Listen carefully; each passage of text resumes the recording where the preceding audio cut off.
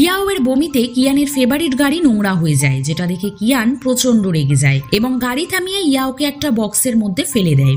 এরপর কিয়ান ইয়াওয়ের এই অবস্থায় থাকা একটা ভিডিও করে নেয়। কিয়ান যখন ভিডিও করছিল তখন ইয়াও ভাবছিল কিয়ান হয়তো ওর ফটো তুলছে, তাই ইয়াও পোজ দিচ্ছিল। কিন্তু কিয়ান ইয়াওয়ের ভিডিও এই কারণেই করছিল যাতে কিয়ান পরে এই ভিডিওটা ইয়াওকে দেখিয়ে একটা কন্ট্রাক্ট করতে পারে, যে কন্ট্রাক্ট মোতাবেক ইয়াও কিয়ানের সব কথা শুনে চলবে।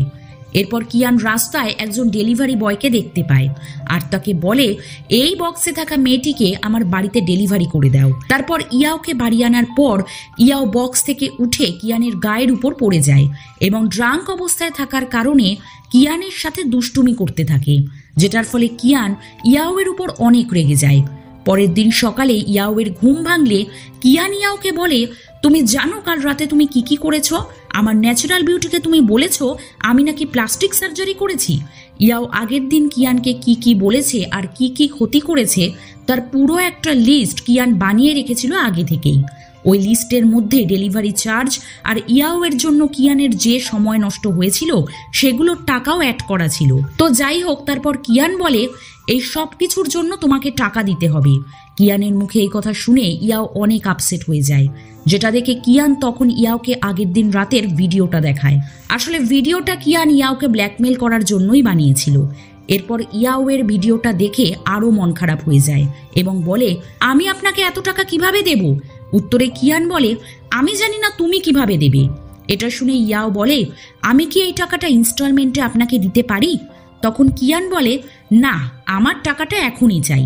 এই বলেই কিয়ান আবার ইয়াওকে বলে, আমি একটা শর্তে তোমাকে ক্ষমা করে দেব আর টাকাও নেব না। এটা শুনে ইয়াও বলে, আমাকে কি করতে হবে?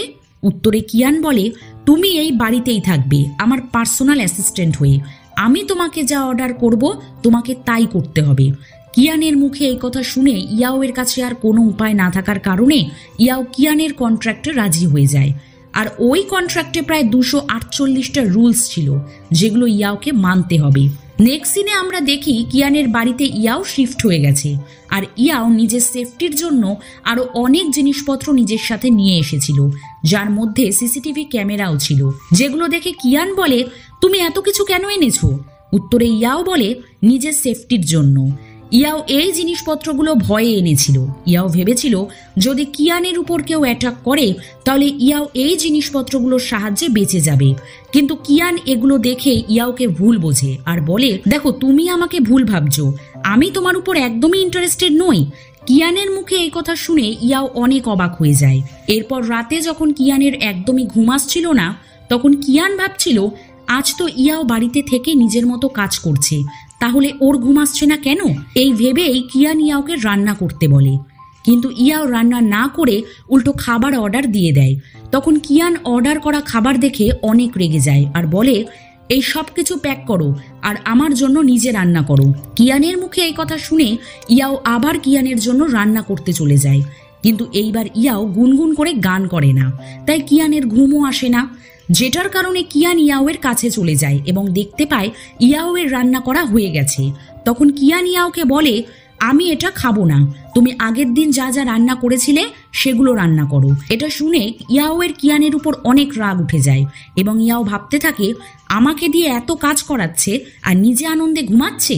এরপর আগের দিন ইয়াও যা যা রান্না করেছিল সেগুলো সব রান্না করে টেবিলে সাজিয়ে রেখে দিয়ে নিজে খাচ্ছিল, কিন্তু ভিতরে শুয়ে কিয়ান ভাবছিল, আজকে ও রান্না করছে বাট আমার ওর আওয়াজে ঘুম আসছে না কেন? অন্যদিকে ইয়াও বলতে থাকে, আমার বস আমাকে দিয়ে এত রান্না করিয়ে নিজে খেতে আসছে না। এটা বলে ইয়াও ভাবে কিয়ান হয়তো ঘুমিয়ে পড়েছে, তাই ইয়াও ওই খাবারগুলোও নিজে খেয়ে নেয়।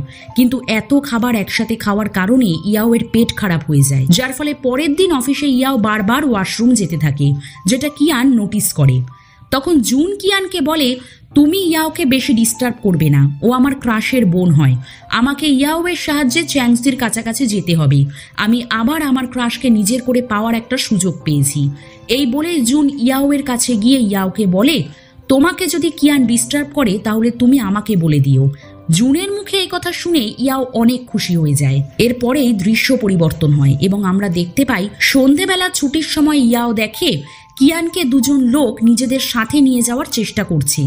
যেটা দেখে ইয়াওয়ের মনে হয় লোক দুটো হয়তো কিয়ানকে কিডন্যাপ করে নেবে। এটা ভেবে ইয়াও তখনই ছুটে এসে ওই লোক দুটোর উপর গোলমরিচের পাউডার স্প্রে করে দেয় এবং কিয়ানের সামনে একটু হিরো সাজার চেষ্টা করে। কিন্তু তখনই কিয়ান ইয়াওকে বলে, তুমি এসব করা বন্ধ করো, এরা দুজন আমার মায়ের বডিগার্ড, ওরা আমাকে বাড়ি নিয়ে যেতে এসেছে। কিছুক্ষণ পর কিয়ান ওর মায়ের বাড়িতে গেলে ওর মা কিয়ানকে দেখে অসুস্থ হওয়ার নাটক করা শুরু করে এবং বলতে থাকে, তুমি জানো আমি কত অসুস্থ হয়ে গেছি, আমি হয়তো আর বেশি দিন বাঁচবো না। এগুলো বলে কিয়ানের মা একটু ওভার অ্যাক্টিং করছিল আর সেটা কিয়ান বুঝে যায়। আসলে কিয়ানের মা চেয়েছিল কিয়ান নিজের ফ্যামিলির সাথে একটু হলেও টাইম স্পেন্ড করুক। কিয়ান সবসময় নিজের কাজ ল ফার্ম নিয়ে ব্যস্ত থাকে, নিজের ফ্যামিলিকে একটুও সময় দেয় না। ওর বাবা মা কিয়ানকে তাদের সাথে থাকার কথা বলে, কিন্তু কিয়ান তার বাবা মার কোনো কথাই শোনে না। এরপরে দৃশ্য পরিবর্তন হয় এবং সিন পাস্টে চলে যায়, যেখানে দেখা যায় জুন আর ইয়াওয়ের বোন চ্যাংসির কিছু কলেজের দৃশ্য। ওরা যখন কলেজে পড়তো তখন থেকে জুন চ্যাংসিকে পছন্দ করত।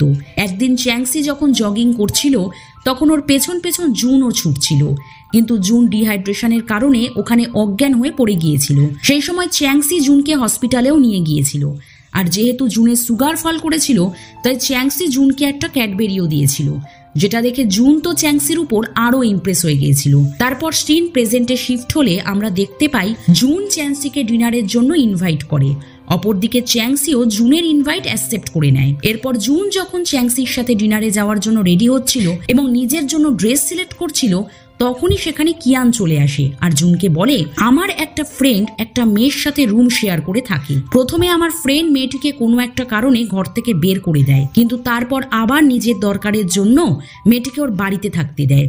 কিন্তু এখন আমার বন্ধুর ওর রুমমেটকে থাকতে দিতে ভালো লাগছে না, কারণ বন্ধুর রুমমেট বন্ধুকে ডিস্টার্ব করে। তাহলে এখন আমার বন্ধুর কি করা উচিত? উত্তরে জুন বলে, এই প্রবলেমটা তোমার বন্ধুর, ওর রুমমেটের না। তোমার বন্ধু যদি এসব নিয়ে বেশি না ভাবে তাহলে ওর কোনো প্রবলেম হবেই না। নেক্সট সিনে আমরা দেখতে পাই কিয়ান বাড়ি এসে দেখে ইয়াও কিয়ানের জন্য ডিনার তৈরি করেছে, যেটা দেখে কিয়ান রেগে যায় আর বলে, আমি কি তোমাকে বলেছি কিছু করার জন্য? আমি যখন বলবো তখনই তুমি কাজ করবে, নিজের থেকে কোনো কিছু করতে যাবে না।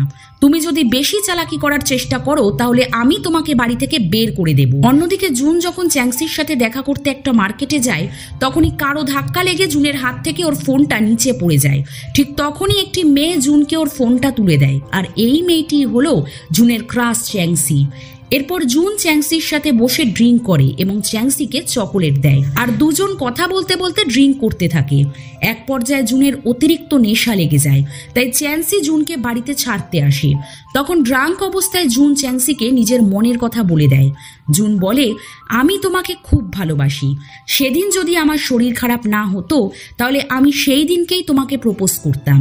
আজও আমি তোমাকে সেই রকমই ভালোবাসি তখন যতটা ভালোবাসতাম। তোমার এক্স হাজবেন্ড তোমাকে অনেক কষ্ট দিয়েছে, আমি এখন এত পাওয়ারফুল হয়ে গেছি যে আমি ওর থেকেও তোমার রিভেঞ্জ নিতে পারবো, আর তোমাকেও আমি প্রোটেক্ট করব। তুমি প্লিজ আমাকে ছেড়ে যেও না। এই বলেই জুন চ্যাংসিকে কিস করে আর অজ্ঞান হয়ে যায়। নেক্সট সিনে আমরা পরের দিনের সকালের দৃশ্য দেখি, যেখানে জুন ঘুম থেকে উঠে ভাবছিল ও বাড়ি কি করে এলো। ও তো কালকে চ্যাংসির সাথে ড্রিঙ্ক করছিল, তাহলে চ্যাংসি হয়তো ওকে বাড়ি এনেছে, কিন্তু তারপর কি হয়েছিল জুনের আর কিছুই মনে নেই। এগুলো ভাবতে ভাবতেই জুন নিজের বিছানায় একটা চুল দেখতে পায়, যেটা কোনো মেয়ের ছিল। এরপর জুন খুব খুশি হয়ে যায় আর একটা বালিশকে জড়িয়ে ধরে বলে, কালকের রাতটা আমার ড্রিম নাইট ছিল, কিন্তু রাতে কি হয়েছিল কিছুই তো মনে পড়ছে না। তখনই জুন দেখে ওর পাশের টেবিলে কিছু টাকা পড়ে রয়েছে, যেটা দেখে জুন বুঝতে পারে না এই টাকাগুলো এখানে কি করছে এবং কে রেখে গিয়েছে। নেক্সট সিনে আমরা দেখি জুন অফিসে এসে কিয়ানকে বলে, আমি কাল রাত্রে চ্যাংসির সাথে ছিলাম, কিন্তু আমি এটা বুঝতে পারছি না আমার টেবিলে কে টাকা রেখে গেল। এটা শুনে কিয়ান হেসে বলে, তার মানে তুমি টাকা দিয়ে নিজের বডি সেল করে দিয়েছো। কিয়ানের মুখে এসব শুনে জুন বলে, তুমি এসব কি বলছো? তুমি যদি আর একটাও বাজে কথা বলো তাহলে আমি তোমার ইনসোমনিয়ার ব্যাপারে সবাইকে বলে দেব। কিয়ান তখন মজা করে বলে, দাঁড়াও, আমি এক্ষুনি স্ট্যাটাস দিচ্ছি, জুনের ওয়ান নাইট স্ট্যান্ড স্ক্যান্ডেল, তাও 500 টাকার বদলে।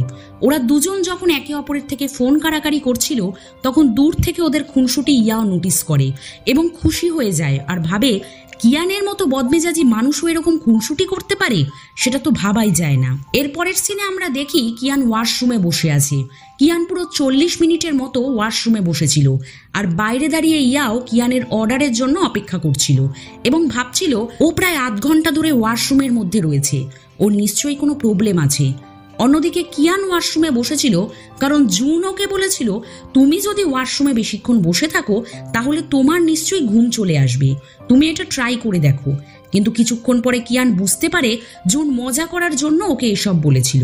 এরপর কিয়ান ওয়াশরুম থেকে বের হওয়ার পর ইয়াও সারা রাত ধরে কেস স্টাডি করে, আর তার সাথে সাথে কিয়ানের উপর নজরও রাখে এবং ভাবতে থাকে নিশ্চয়ই কিয়ানের কোনো না কোনো ডার্ক সিক্রেট আছে। কিছুক্ষণ পর ইয়াও দেখে মাঝরাতে কিয়ান বাইরে কোথাও একটা যাচ্ছে। তখন ইয়াও কিয়ানের পিছু করে, কিন্তু কিয়ান বুঝতে পেরে যায় যে ইয়াও ওকে ফলো করছে। সেই কারণে কিয়ান ইচ্ছে করে জগিং করা শুরু করে এবং জগিং করতে করতে কিয়ান ওখানকার 10-12টা চক্কর লাগিয়ে দেয়, যেটার কারণে ইয়াও অনেক ক্লান্ত হয়ে যায়। কিন্তু এত কষ্ট করেও ইয়াও কিয়ানের কোনো ডার্ক সিক্রেট খুঁজে পায় না। এরপর ইয়াও যখন একটা বেঞ্চে বসেছিল তখনই কিয়ান ইয়াওয়ের কাছে আসে আর বলে, তুমি এখানে কি করছো? তুমি আমার পিছু করছিলে তাই না? তুমি এক্ষুনি বাড়ি ফিরে যাও। উত্তরে ইয়াও কিয়ানকে বলে, না না, আমি তো এক্সারসাইজ করছিলাম, আমিও আপনার মতো ফিট থাকতে চাই। এই বলেই যখন ইয়াও বাড়ি ফিরে যাচ্ছিল তখন কিয়ান ইয়াওকে আটকায় আর বলে, এরপর থেকে তুমি আর আমার ব্যাপারে ইন্টারফেয়ার করবে না, আর আমার প্রাইভেসি নষ্ট করার তো চেষ্টাও করবে না। আশা করি তুমি আমার কথা বুঝতে পেরেছো। এমনিও তুমি জুন হং ল ফার্মের এমপ্লয়ি, তোমার এরকম শুধু শুধু টাইম ওয়েস্ট করা একদমই উচিত না। কিয়ান আরও বলে, আমি তোমাকে একটা কেস দিচ্ছি, কাল দুপুর 2টোয় ক্লায়েন্ট আসবে আর সেখানে তুমি আমার সাথে থাকবে। এটা শুনে ইয়াও অনেক খুশি হয়ে যায়, কারণ এটাই ওর প্রথম কেস ছিল। নেক্সট সিনে ইয়াও যখন মিটিংয়ে আসে তখন ইয়াও দেখে ওই ক্লায়েন্ট হলো একজন সেলিব্রিটি স্টার। ইয়াও সেলিব্রিটি ক্লায়েন্টকে দেখে অনেক খুশি হয়ে যায়। আসলে এই ক্লায়েন্ট নিজের ডিভোর্স করানোর জন্য এসেছিলেন। ক্লায়েন্ট বলেন, আমার হাজব্যান্ড আমার উপর অনেক টর্চার করত, আর সে আমার ফেমকে ইউজ করে নিজের বিজনেস গ্রো করাতে চেয়েছিল। আসলে ও কখনোই আমাকে সত্যি ভালোবাসেনি। এরপর সিন শিফট হলে আমরা দেখি ইয়াও রান্না করছিল আর গুনগুন করে গান গাইছিল। অন্যদিকে কিয়ান নিজের কেস স্টাডি করছিল, কিন্তু ইয়াওয়ের গান শুনে কিয়ানের ঘুম আসছিল, যেটার কারণে কিয়ান তখন বুঝতে পারে ইয়াওয়ের গান শুনলে ওর ঘুম আসে, অন্য কিছুর জন্য না। এই ভেবেই কিয়ান রুম থেকে বেরিয়ে এসে ইয়াওকে বলে, তুমি রান্না করা বন্ধ করো আর নিজের গুনগুন করে গান করাটাও। আমি এখন কাজ করছি, আমার কাজটা হয়ে যাক, তারপরে আমি যখন তোমাকে বলবো তখন তুমি রান্না করো। এই বলেই কিয়ান সেখান থেকে চলে যায়। এরপর 30 মিনিট পর কিয়ান ইয়াওকে বলে, তুমি এখন রান্না করতে পারো আর গানও গাইতে পারো। কিয়ানের মুখে এই কথা শুনে ইয়াও গান গেয়ে রান্না করতে শুরু করে। তখন ইয়াওয়ের গান শুনে আজও কিয়ান খুব ভালো মতো ঘুমিয়ে পড়ে, কিন্তু খিদে পাওয়ার কারণে কিয়ানের মাঝরাতে ঘুম ভেঙে যায়। তারপর কিয়ান বিছানা থেকে উঠে গিয়ে দেখে ইয়াও কিয়ানের জন্য ফ্রিজে খাবার রেখে দিয়েছে। তখন কিয়ান খাবার খেয়ে দেখে ইয়াও কাজ করতে করতে নিজের ডেস্কে ঘুমিয়ে পড়েছে। ইয়াওকে এত হার্ডওয়ার্ক করতে দেখে কিয়ানের মনে হয় ওর ইয়াওকে ফেভার করা উচিত। সেই কারণে ইয়াও তখন যে প্রশ্নগুলো কিয়ানকে করেছিল তার উত্তর দেওয়ার জন্য কিয়ান ইয়াওকে ঘুম থেকে ডাকে আর বলে, তোমার যা যা কোশ্চেন আছে তুমি এবার আমাকে জিজ্ঞেস করতে পারো। কিয়ানের মুখে এটা শুনে ইয়াও নিজের সাথে করে একটা নোটবুক নিয়ে আসে আর অনেকগুলো কোশ্চেন কিয়ানকে করে। তখন কিয়ান সব কোশ্চেনের উত্তর ইয়াওকে বলে দেয় এবং ইয়াও সেগুলো নিজের নোটবুকে লিখে নেয়। পরের দিন আমরা দেখি জুন চ্যান্সির জন্য একটা দামি কুকুর কিনে নিয়ে গেছে, আর চ্যান্সি অত দামি কুকুরটাকে যদি না নেয় সেই কারণে জুন চালাকি করে চ্যান্সিকে বলে, এই কুকুরটাকে আমার প্যারেন্টসরা ছেড়ে অ্যাব্রডে চলে যাচ্ছে, তাই আমি ওকে তোমার কাছে এনেছি। এরপর জুন কথায় কথায় চ্যান্সিকে আগের দিন রাতের কথা জিজ্ঞেস করে, কিন্তু তখনই জুনের কাছে কিয়ানের কল আসে আর কিয়ান জুনকে বলে, তোমার সাথে আমার অনেক ইম্পর্টেন্ট কথা আছে, তুমি তাড়াতাড়ি অফিসে চলে এসো। কিয়ানের মুখে এটা শুনে জুন তৎক্ষণাৎ চ্যান্সিকে ছেড়ে কিয়ানের সাথে দেখা করতে চলে আসে অফিসে। তখন কিয়ান জুনকে বলে, কাল রাতেও আমি অনেক তাড়াতাড়ি ঘুমিয়ে পড়েছিলাম আর ফাইনালি আমি জানতে পেরেছি আমার কেন ভালো ঘুম হচ্ছে। কিয়ানের মুখে একথা শুনে জুন রেগে বলে, এটা তোমার ইম্পর্টেন্ট কথা ছিল? এটা তো আমি পরেও শুনতে পারতাম। আমি চ্যান্সির সাথে দেখা করতে গেছিলাম, তোমার জন্য ওকে ছেড়ে আমি এখানে চলে আসলাম। তারপরেই ওখানে ইয়াও আসলে ইয়াওকে দেখে জুন ওখান থেকে বাইরে চলে যায় এবং দাঁড়িয়ে দাঁড়িয়ে সব শুনতে থাকে। আসলে ইয়াও কিয়ানকে ওদের কেস রিলেটেড অনেক ইনফরমেশন কালেক্ট করে দিয়েছিল। এরপর ইয়াও চলে যাওয়ার পর জুন কিয়ানের রুমে এসে বলে, দেখেছো তোমার জন্য আমি কত ভালো একটা সেক্রেটারি খুঁজেছি, উত্তরে কিয়ান হেসে বলে, হ্যাঁ এটা তো সত্যি, ওর জন্যই এখন আমি ভালো মতো ঘুমাতে পারছি। তখন জুন কিয়ানকে আরো বলে, ওকে দেখে কি তোমার পাস্টের কথা মনে পড়ে? উত্তরে কিয়ান বলে, তোমাকে আমার পাস্ট নিয়ে ভাবতে হবে না, তুমি নিজেরটা দেখো। এখান থেকে আমরা জানতে পারি নিশ্চয়ই ইয়াওয়ের সাথে কিয়ানের পাস্টের কোনো সম্পর্ক আছে। এরপর সিন শিফট হলে আমরা দেখি ওই সেলিব্রিটি ক্লায়েন্ট আবার ইয়াও আর কিয়ানের সাথে দেখা করতে আসে।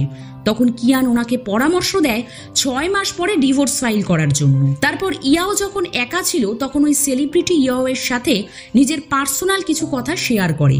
তিনি বলেন, আমি অনেক অল্প সময়ের মধ্যেই আমার হাজবেন্ডকে ভালোবেসে ফেলেছিলাম, তারপরে আমরা বিয়ে করে নিই।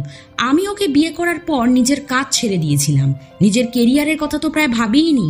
কিন্তু পরে আমি বুঝতে পারি আমি আমার জীবনে সব থেকে বড় ভুল করেছি। ও আমাকে কখনো ভালোবাসেনি, ও শুধুমাত্র আমার নেম ফেমকে ভালোবাসতো। এই কারণেই ও আমাকে বিয়ে করেছিল। ও যেরকমটা ভেবেছিল সেরকমই হয়েছিল।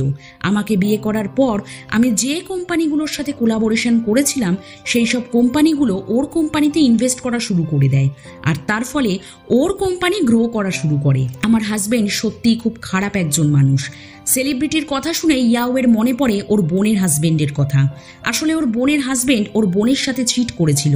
এই কথাগুলো ভেবে ইয়াওয়ের মনটা অনেক খারাপ হয়ে যায়। এরপর ইয়াও চ্যান্সিকে কল করে আর বলে, এই উইকেন্ডে আমরা একসাথে ঘুরতে যাব। নেক্সট সিনে আমরা দেখি অফিসের কাজ শেষ করে যখন ওরা বাড়ি ফিরছিল তখন কিয়ান ইয়াওকে বলে, তোমাকে আমার নতুন একটা কন্ডিশন মানতে হবে। এইবার থেকে তুমি যখন রাতে রান্না করবে তখন তুমি যেরকম গুনগুন করে গান গাও সেরকম গান গাইবে।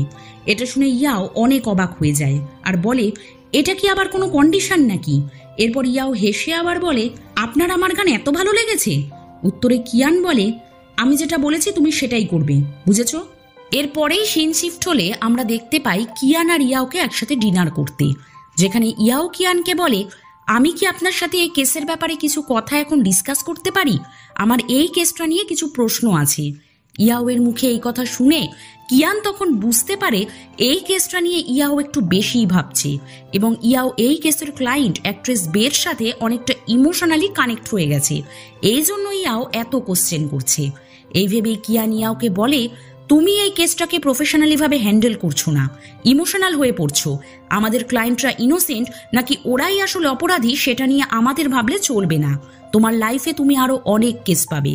তুমি নিজের প্রফেশনাল লাইফ আর পার্সোনাল লাইফকে আলাদা রাখার চেষ্টা করো, এটাই তোমার জন্য ভালো হবে। তুমি যদি কোনো কেসের সাথে বা ক্লায়েন্টের সাথে বেশি সেন্টিমেন্টাল হয়ে পড়ো তাহলে তুমি আনপ্রফেশনাল হয়ে যাবে।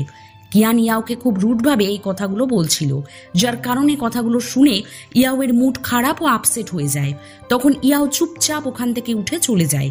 অন্যদিকে জুন জানতে পারে কাল চ্যাংসি আর ওর বোন অ্যামিউজমেন্ট পার্কে বেড়াতে যাবে, তাই জুনের মাথায়ও একটা প্ল্যান আসে এবং জুন কিয়ানের সাথে দেখা করার সিদ্ধান্ত নেয়। আসলে জুনের চ্যাংসির সাথে অ্যামিউজমেন্ট পার্কে যাওয়ার ইচ্ছে ছিল। এরপর কিয়ান যখন আর্চার প্র্যাকটিস করছিল তখন জুন কিয়ানের কাছে গিয়ে কিয়ানকে বলে, কাল লয়ার্স অ্যাসোসিয়েশনের মিটিং আছে, আমার মনে হয় এই ইভেন্টে তোমার যাওয়া উচিত।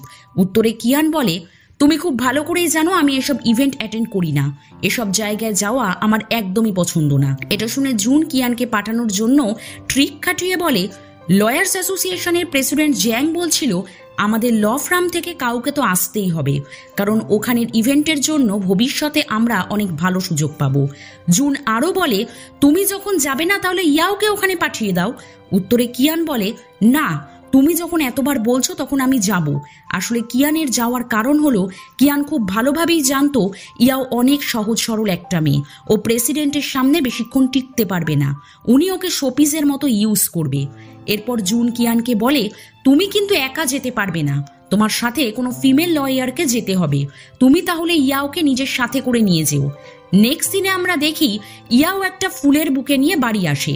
ইয়াওয়ের হাতে বুকেটা দেখে কিয়ান ভাবে ইয়াও হয়তো ওর জন্য ফুল এনেছে, কিন্তু ইয়াও কিয়ানের ভাবনা ভুল প্রমাণ করে দিয়ে বলে, এই ফুলের বুকেটা আমি ঘর সাজানোর জন্য এনেছি। তখন কিয়ান ইয়াওকে বলে, আজ লয়ার্স অ্যাসোসিয়েশনের একটা ইভেন্ট আছে 9টার সময়, আমাদের ওখানে যেতে হবে।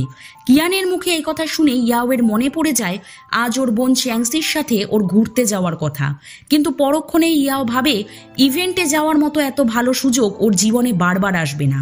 এই ভেবেই ইয়াও ইভেন্টে যাওয়ার সিদ্ধান্ত নেয়। আসলে এত ভালো অপরচুনিটি ইয়াও মিস করতে চায় না। এরপর আমরা দেখতে পাই ইয়াও চ্যাংসিকে কল করে, কিন্তু সেই সময় চ্যাংসি অ্যামিউজমেন্ট পার্কের বাইরেই দাঁড়িয়েছিল ইয়াওয়ের জন্য। তারপরেই দেখা যায় ইয়াওয়ের মুখ থেকে সব কথা শুনে চ্যাংসির মন খারাপ হয়ে যায় এবং চ্যাংসি একটা ফটো তুলে ওখান থেকে চলে যাবে ঠিক করে। এরপর চ্যাংসি যখনই সেলফি তুলছিল তখনই ওর সেলফির মধ্যে জুন চলে আসে। আর এখানে আসার জুনের আসল মোটিভ ছিল ও যাতে অ্যামিউজমেন্ট পার্কে চ্যাংসির সাথে ঘুরতে পারে। এই জন্যই ও প্ল্যান করে কিয়ান আর ইয়াওকে লয়ার্স অ্যাসোসিয়েশনের ইভেন্টে পাঠিয়ে দিয়েছিল। এরপরে দৃশ্য পরিবর্তন হয় এবং আমরা দেখতে পাই কিয়ান ইভেন্টে গিয়ে অনেক আনকমফোর্টেবল ফিল করছিল। আসলে কিয়ান এর আগে এরকম ইভেন্ট কখনোই অ্যাটেন্ড করেনি, কারণ কিয়ান কোনো ইভেন্ট বা পার্টিতে যাওয়া একদমই পছন্দ করতো না। তারপর কিয়ান জানতে পারে এই ইভেন্টটা লয়ার্সদের কোনো প্রফেশনাল ইভেন্ট নয়, এটা শুধুমাত্র সিঙ্গেল লয়ার্সদের ম্যাচ মেকিং ইভেন্ট। তখন কিয়ান জুনের উপর প্রচণ্ড রেগে যায় এবং জুনকে কল করে, কিন্তু জুন সিগন্যাল প্রবলেম বলে কল কেটে দেয়। অপরদিকে ইভেন্টের মধ্যে সবাইকে বলা হচ্ছিল মেল লয়ার্স আর ফিমেল লয়ার্সরা নিজেদের সামনাসামনি বসে একে অপরের সাথে কথা বলে নিজেদের বোঝার চেষ্টা করবে। এই ইভেন্টের অনেক লেডি লয়াররাই কিয়ানকে লাইন মারছিল। কয়েকজন মেয়ে এক এক করে এসে কিয়ানের সাথে কথা বলতে চাইছিল। ওরা জানতে চাইছিল অ্যাকচুয়ালি কিয়ান কিরকম মেয়েদেরকে পছন্দ করে, কিন্তু কিয়ান ওদের সাথে ভালো করে কথা বলতে চায় না। মানে মেয়েগুলো কিয়ানকে যা যা প্রশ্ন করছিল কিয়ান ঠিকঠাক উত্তর দিচ্ছিল না। যেমন যে মেয়েদের ছোট চুল ছিল কিয়ান তাদেরকে বলছিল আমার বড় লম্বা চুলের মেয়েদের পছন্দ, মোটা মেয়েদেরকে বলছিল রোগা মেয়ে পছন্দ হয়, আর রোগা মেয়েদেরকে বলছিল মোটা মেয়ে পছন্দ। কিয়ান মেয়েগুলোকে আরও বলে আমার সব থেকে বড় ইচ্ছা হলো আমার গার্লফ্রেন্ডের সাথে আমি ওভারটাইম কাজ করব। এগুলো বলে কিয়ান অনেক মেয়েদেরকে আপসেট করে দিয়েছিল, আর এই খবরটা জুনের কাছেও পৌঁছে গিয়েছিল। তাই জুন কিয়ানকে কল করে আর বলে তুমি প্লিজ এরকম কিচ্ছু করো না যাতে আমাদের জুন হং ল ফার্মের নাম খারাপ হয়, এই জন্য সবার সাথে একটু পোলাইটভাবে কথা বলো। উত্তরে কিয়ান তখন জুনকে বলে এখানে সিগন্যাল একদমই আসছে না, আমি কথা বলতে পারছি না। এই বলেই কিয়ান জুনের কল কেটে দেয়। এরপর ইভেন্টের নেক্সট অ্যাক্টিভিটি ছিল দুজন করে একটা টিম বানাবে, তারপর খেলা হবে। তখন ইয়াওয়ের কাছে একটা ছেলে এসে ইয়াওয়ের সাথে টিম তৈরি করতে চায়, যেটা দেখে কিয়ান ইয়াওকে ডাক দেয় আর বলে তুমি আমার সাথে টিম বানাবে। তখন ইয়াও কিয়ানের কথায় রাজি হয় না এবং কিয়ানকে বলে আমাদের অন্য ল ফার্মের সাথে টিম বানানো উচিত। উত্তরে কিয়ান বলে আমার মনে হয় তোমার ইয়ার এন্ডের বোনাসের দরকার নেই, তাই না? কিয়ান যখনই এই কথা বলে তখনই ইয়াও কিয়ানের কথায় রাজি হয়ে যায়। নেক্সট সিনে আমরা দেখি ইয়াও একাই বোটিং করছিল আর কিয়ান রাজার মতো বসেছিল। কিয়ান যাতে নৌকাটা চালাতে ইয়াওকে হেল্প করে সেই কারণে ইয়াও ওকে এক্সারসাইজ করার উপকারিতার সম্বন্ধে বলছিল, কিন্তু কিয়ান ইয়াওয়ের কোনো কথাই শোনে না। এরপর কিয়ান ইয়াওকে বলে এই ধরনের কম্পিটিশন যদি আমি হেরেও যাই তাতেও আমার কিচ্ছু যায় আসে না, এটা তো আর কোনো কেস নয় যেটা আমি হেরে গেলে আমার লস হবে। কিয়ানের মুখে এই কথা শুনে ইয়াও আর কিছুই বলতে পারে না, কিন্তু তখনই হঠাৎ ইয়াওয়ের হাত থেকে নৌকোর একটা দাঁড় জলে পড়ে যায়। আর ইয়াও যখনই নৌকোর দাঁড়টাকে তুলতে যাবে তখনই কিয়ানের মনে হয় ইয়াও জলে পড়ে যেতে পারে, তাই ইয়াওকে প্রোটেক্ট করার জন্য কিয়ান একটু এগিয়ে আসে, কিন্তু দুর্ভাগ্যবশত কিয়ান নিজেই জলে পড়ে যায়। তখন ইয়াও কিয়ানকে জলে পড়ে যেতে দেখে ভাবে কিয়ান হয়তো ওকে বাঁচাতে গিয়েই জলে পড়ে গেছে। অন্যদিকে কিয়ান জলে পড়ে এমন প্রিটেন্ড করছিল যে ও ডুবে যাচ্ছে। তখন ইয়াও নিজের বসকে বাঁচাতে জলে লাফ দেয়। নেক্সট সিনে আমরা দেখি ইয়াও আর কিয়ান ইভেন্টের এক সাইডে বেঞ্চে বসেছিল। তখন ইয়াও কিয়ানকে বলে আপনি আমাকে বাঁচানোর জন্য জলে পড়ে গিয়েছিলেন, তাই না? উত্তরে কিয়ান বলে এরকম কিছুই না, তুমি ভুল ভাবা বন্ধ করো আর কাছাকাছি কোথায় হোটেল আছে সেটার খোঁজ করো। ইয়াও কিয়ানের মুখে হোটেলের কথা শুনে কিয়ানকে বাজে ভাবে আর বলে না বস, আমি এটা করতে পারবো না। উত্তরে কিয়ান ইয়াওয়ের ভুল ভেঙে দিয়ে বলে তুমি যা ভাবছো এরকম কিছুই কখনোই তোমার আর আমার মধ্যে হবে না, আমি জাস্ট আমাদের ড্রেস চেঞ্জ করার জন্য হোটেল খুঁজতে চাইছি। অন্যদিকে আমরা জুন আর চ্যাংসিকে দেখি ওরা অ্যামিউজমেন্ট পার্কের হন্টেড হাউসে ঢুকছিল। জুনের হন্টেড হাউসে ঢুকতে ভয় লাগছিল আর জুন এই কথাটা চ্যাংসিকে বলতেও পারছিল না। এরপর চ্যাংসি হন্টেড হাউসের মধ্যে ঢুকে গেলে জুন উপায় না পেয়ে ভয়ে ভয়ে চ্যাংসির পেছন পেছন হন্টেড হাউসের মধ্যে চলে যায়। ভেতরে ঢোকার পর জুন চ্যাংসির সামনে এমন প্রিটেন্ড করছিল যে চ্যাংসিকে জুনই প্রোটেক্ট করছে, কিন্তু যখনই হাউসের মধ্যে ওদের সামনে ভূত চলে আসে তখনই জুন চ্যাংসির হাত শক্ত করে ধরে নেয়। এরপর ওরা হন্টেড হাউস থেকে বেরোনোর পর জুন হাঁপ ছেড়ে বাঁচে। তখন চ্যাংসি জুনকে বলে, আমি তোমার নামে অনেক গসিপ শুনেছি, তুমি নাকি তোমার ফিমেল ক্লায়েন্টসদের কাছে অনেক ফেমাস। উত্তরে জুন বলে, তুমি যা যা শুনেছ এসব ভুল কথা, এরকম কিছুই না। জুন আরও বলে, আগের দিন রাত্রে আমাদের দুজনের মধ্যে যা হয়েছিল তার ফুল রেসপন্সিবিলিটি নিতে আমি রাজি আছি।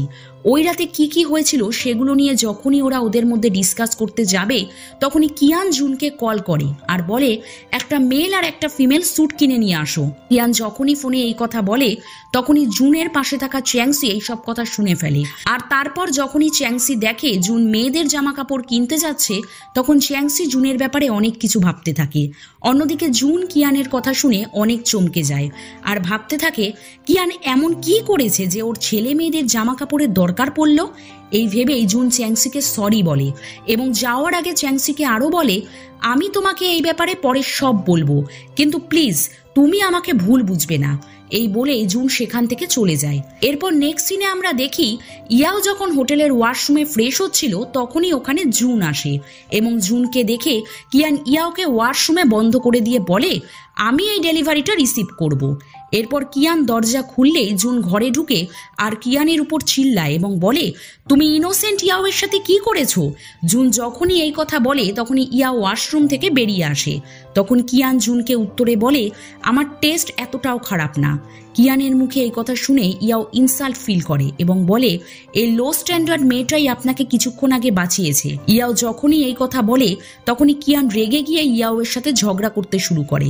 তখন জুন কোনো রকমে ওদের ঝগড়া থামায়। তারপর জুন জানতে পারে ওদের মধ্যে কিছুই হয়নি, ওরা দুজন শুধু জলে পড়ে গিয়েছিল আর জলে পড়ে যাওয়ার কারণে কিয়ান আর ইয়াও দুজনেরই ফ্লু হয়ে গিয়েছিল। নেক্সট ডে অফিসের মধ্যে সবাই দেখে কিয়ান আর ইয়াও দুজনেরই ফ্লু হয়ে গেছে। এরপর সিন শিফট হলে আমরা দেখি সন্ধেবেলা ইয়াও যখন বাড়িতে বসে আদা চা খাচ্ছিল তখনই কিয়ান ইয়াওয়ের কাছে এসে বসে পড়ে, যেটা দেখে ইয়াও কিয়ানকে আদা চা খাওয়ার অফার করে, কিন্তু কিয়ান প্রথমে ইয়াওকে মানা করে দেয়। তারপর আবার পরক্ষণেই ও চা খেতে চায়, কিন্তু তখন আর কিয়ানের জন্য চা থাকে না। এরপর ওরা দুজন ওখানে বসে যখনই কথা বলছিল তখনই বাইরে কোনো একটা মেয়ে কিয়ানের নাম ধরে ডাকে। তখনই মেয়েটার গলা শুনে কিয়ানের মন খারাপ হয়ে যায় এবং ইয়াওকে বলে, দরজা খোলার দরকার নেই, এসব ইগনোর করো। কিয়ানের মুখে এই কথা শুনে ইয়াও কিয়ানকে জিজ্ঞেস করে, বাইরে থাকা মেয়েটা কি আপনার এক্স গার্লফ্রেন্ড? তখন কিয়ান ইয়াওয়ের কথায় কোনো উত্তর দেয় না, যার কারণে ইয়াও চলে যায় দরজা খুলতে। আসলে ইয়াও দেখতে চেয়েছিল কিয়ানের এক্স গার্লফ্রেন্ড কিরকম দেখতে। এরপর ইয়াও চলে গেলে কিয়ান ওর এক্সকে মেসেজ করে বলে, প্লিজ আমার গার্লফ্রেন্ডকে ডিস্টার্ব করবে না, আমরা দুজনে লিভিং রিলেশনশিপে আছি আর আমি ওকে অনেক ভালোবাসি। তারপর দরজা খোলার পর ইয়াওয়ের উপর ওই মেয়েটা অনেক চিল্লাচ্ছিল, যেটা দেখে ইয়াও মেয়েটাকে বোঝানোর চেষ্টা করছিল এবং বলছিল যে আমরা লিভিং রিলেশনে নেই, আমরা দুজন শুধু হাউসমেট। কিন্তু মেয়েটা ইয়াওয়ের কোনো কথাই বিশ্বাস করে না এবং ইয়াওকে বলে, তোমার কিয়ানের সাথে এখনো বিয়ে হয়নি, তাই আমার কাছে এখনো একটা চান্স রয়েছে কিয়ানকে নিজের করে পাওয়ার। আমি শেষ অবধি লড়বো আর কিয়ানকে নিজের করে ছাড়বো। এই বলেই মেয়েটা ইয়াওকে ওয়ার্নিং দিয়ে সেখান থেকে চলে যায়, কিন্তু আমাদের ইয়াওয়ের মেয়েটার কোনো কথাই মাথায় ঢোকে না। এরপর ইয়াও কিয়ানকে জিজ্ঞেস করে, আপনি ওকে মিথ্যা কথা কেন বললেন যে আমি আপনার গার্লফ্রেন্ড? উত্তরে কিয়ান বলে, কারণ আমি জানতাম তুমি আমার না বলা সত্ত্বেও দরজা খুলে দেবে। এটা শুনে ইয়াও কিয়ানকে বলে, এখন আমি বুঝতে পারলাম আপনি এই ছোট ফ্ল্যাটটাকে আমার সাথে শেয়ার করে কেন থাকেন। আপনি এই মেয়েটাকে অ্যাভয়েড করছিলেন তাই না? কিন্তু এখন তো এই মেয়েটা এই জায়গাটার খোঁজ পেয়ে গেছে। উত্তরে কিয়ান বলে, এরকম কিছুই না, এই মেয়েটা আমার এক ক্লায়েন্টের মেয়ে, ও আমাকে প্রপোজ করেছিল, বাট আমি ওকে রিজেক্ট করে দিয়েছি। আমি ওকে রিজেক্ট করার পরেও ও রিজেকশন মেনে নিতে পারিনি, সেজন্য এখনও আমার পেছনে পড়ে রয়েছে। কিয়ান আরও বলে, আমার একটা অ্যাপার্টমেন্ট আছে, কিন্তু সেটা এখান থেকে অনেক দূরে, এই জন্য আমি ওখানে থাকি না। আমার কাজের সুবিধার জন্য আমি ল ফার্মের কাছের এই ফ্ল্যাটটাকে রেন্টে নিয়েছি। নেক্সট সিনে ইয়াওয়ের মনে হয় কোনো একটা তো কারণ আছে যে কারণে তিনি আমাকে এখানে থাকতে বলছেন। এরপরেই দৃশ্য পরিবর্তন হয় এবং দেখা যায় একদিন ইয়াও যখন কিছু ডকুমেন্টস চেক করছিল তখনই ইয়াও ডকুমেন্টসের মধ্যে একটা সাইকিয়াট্রিস্টের ফাইল পায় এবং সেই ফাইল থেকে ইয়াও জানতে পারে সাইকিয়াট্রিস্টের সাথে কিয়ান কিছু লেনদেন করেছিল। তাই ইয়াও এই ব্যাপারে ভালোভাবে জানার জন্য সাইকিয়াট্রিস্টকে কল করে আর জানতে পারে সাইকিয়াট্রিস্টের কাছে কিয়ান নিজের ইনসোমনিয়া রোগের চিকিৎসা করাচ্ছিল। সাইকিয়াট্রিস্ট ইয়াওকে বলে, আমি আর তোমার বসের ট্রিটমেন্ট করাবো না, কারণ লাস্ট টাইম তিনি আমার অনেক ইনসাল্ট করেছে। নেক্সট সিনে দেখা যায় কিয়ান বাড়ি এসে যখন ইয়াওকে বলে তুমি আমার জন্য রান্না করতে করতে গান করো, তখন ইয়াও বুঝতে পারে যে ইয়াও রান্না করতে করতে গান করলে কিয়ানের ঘুমোতে সাহায্য হয়। এই ভেবে ইয়াও খুশি হয়, কারণ ইয়াও বুঝে যায় এখন কিয়ানের জন্য ঘুমের ওষুধে পরিণত হয়েছে ও।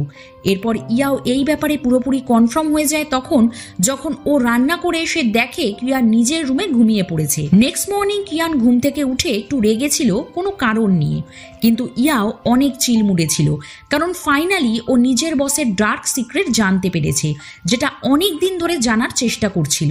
অফিসেও কয়েকজন গসিপস করছিল এবং একজন ইয়াওয়ের কাছে এসে বলছিল কিছুদিন ধরে দেখছি বস অনেক চেঞ্জ হয়ে গেছে, এক দুবার তো উনি নিজের মিটিংয়ের জন্য লেট হয়ে গিয়েছে, যেটা আগে কখনোই হয়নি।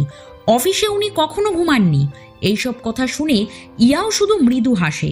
নেক্সট সিনে আমরা দেখি কিয়ানের সাথে দেখা করতে কেউ একজন এসেছে, আর এই লোকটা ওই সেলিব্রিটির হাজবেন্ড মিস্টার সু। উনি সেটেলমেন্টের ডিসকাশন করার জন্য নিজের লয়ারকে নিয়ে এসেছিল।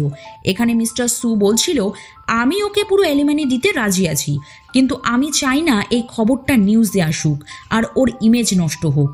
যা কিছু মিস্টার সুর সেলিব্রিটি বাইকে দেবে বলেছিল সেগুলো লেটারে লেখা ছিল, কিন্তু কিয়ান লেটারটা দেখে বলে আমরা এই লেটারটাকে অ্যাকসেপ্ট করতে পারবো না।